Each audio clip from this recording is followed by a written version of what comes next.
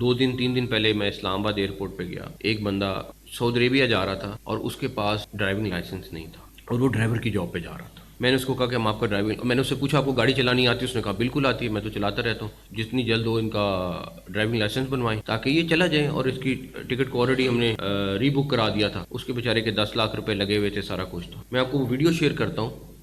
وہ گاڑی میں بیٹھا، اس کو پریکٹیکلی گاڑی سٹارٹ کرنی نہیں آتی تھی. وہ زندگی میں پہلی دفعہ گاڑی میں بیٹھا تھا اور ہم اس کو بھیج رہے تھے ایز اے ڈرائیور کسی اور ملک میں. یہ اجازت نہیں ہوگی. ہمیں اپنی جگہوں پہ بھی اپنے سسٹم کو بھی ٹھیک کرنا ہے. اس کے بعد اس ٹائم پہ ایک اور امپورٹنٹ ایشو جو ہے وہ آف لوڈنگ کا چل رہا ہے. تقریباً دن کے 50-60 کے قریب لوگ آف لوڈ ہوتے ہیں. اور میں آلریڈی ایف آئی اے کو میں نے کہا ہے کہ وہ سارا کا سارا ڈیٹا میڈیا کے ساتھ بھی شیئر کریں تاکہ لوگوں کو پتہ چلے کہ یہ جو سوشل میڈیا پہ جو پورا ایجنٹ مافیا ہے وہ کس طریقے سے کیمپین چلا رہا ہے. کیونکہ ڈیفینیٹلی اس ٹائم پہ پکڑے انہوں نے ہی جانا ہے. وہ بیچارہ غریب تو 10 لاکھ 15 لاکھ 20 لاکھ روپیہ دے رہا ہے، اس کے پیسے تو ہم نے ریکور کرانے ہیں، لیکن ان کو نہیں چھوڑنا جو یہ کام کر رہے ہیں. اب آپ مجھے ایک بات بتائیں کہ 2-3 دن پہلے میں اسلام آباد ایئرپورٹ پہ گیا. ایک بندہ سعودی عربیہ جا رہا تھا اور اس کے پاس ڈرائیونگ لائسنس نہیں تھا اور وہ ڈرائیور کی جاب پہ جا رہا تھا. ٹھیک ہے. میں نے اس کو کہا کہ ہم آپ کا ڈرائیونگ، میں نے اس سے پوچھا آپ کو گاڑی چلانی آتی ہے؟ اس نے کہا بالکل آتی ہے، میں تو چلاتا رہتا ہوں. اگلے دن وہاں پہ اے ڈی سی جی موجود تھے. میں نے ان کو کہا کہ آپ نے ان کا جتنی جلد ہو ان کا ڈرائیونگ لائسنس بنوائیں تاکہ یہ چلا جائیں. اور اس کی ٹکٹ کو آلریڈی ہم نے ری بک کرا دیا تھا. اس کے بیچارے کے 10 لاکھ روپے لگے ہوئے تھے، سارا کچھ تھا. میں آپ کو وہ ویڈیو شیئر کرتا ہوں. وہ گاڑی میں بیٹھا، اس کو پریکٹیکلی گاڑی سٹارٹ کرنی نہیں آتی تھی. وہ زندگی میں پہلی دفعہ گاڑی میں بیٹھا تھا اور ہم اس کو بھیج رہے تھے ایز اے ڈرائیور کسی اور ملک میں. یہ اجازت نہیں ہوگی.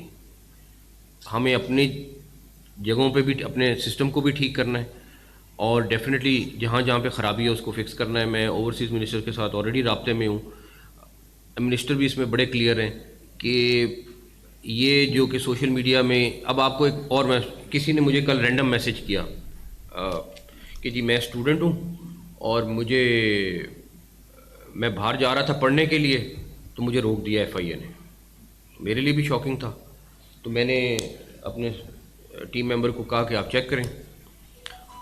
اس کا سپٹمبر میں کلاسیں شروع ہونی تھیں. 2 مہینے بعد کون سا ملک تھا جہاں جا رہا تھا؟ جارجیا جا رہا تھا. اور ویزا اس کا ایران سے لگا ہوا تھا اور خود کبھی ایران میں زندگی میں پاکستان سے باہر ٹریول نہیں کیا تھا. اب اس کا پاسپورٹ کیسے ایران چلا گیا، وہاں پہ ویزا لگا، ویزا لگ کے وہ پاسپورٹ واپس آیا. اس کے 2 مہینے بعد سمیسٹر شروع ہونے کے، آپ سمیسٹر میں 3 کلاسیں مس نہیں کر سکتے، تو 2 مہینے بعد وہ جارجیا پڑھنے جا رہا تھا. اور انہوں نے کہا جی میں تو اسٹوڈنٹ تھا، مجھے تو روک دیا ایف آئی اے نے. اب ایسے لوگوں کو جو ایف آئی اے میں روک رہے ہیں ان کو انعام دینا چاہیے یا ان کو میں کہوں کہ آپ کیوں کر رہے ہیں ایسا. اور ٹوٹل ابھی 50 سے 60 70 لوگ آف لوڈ دن میں ہو رہے ہیں پورے پاکستان سے.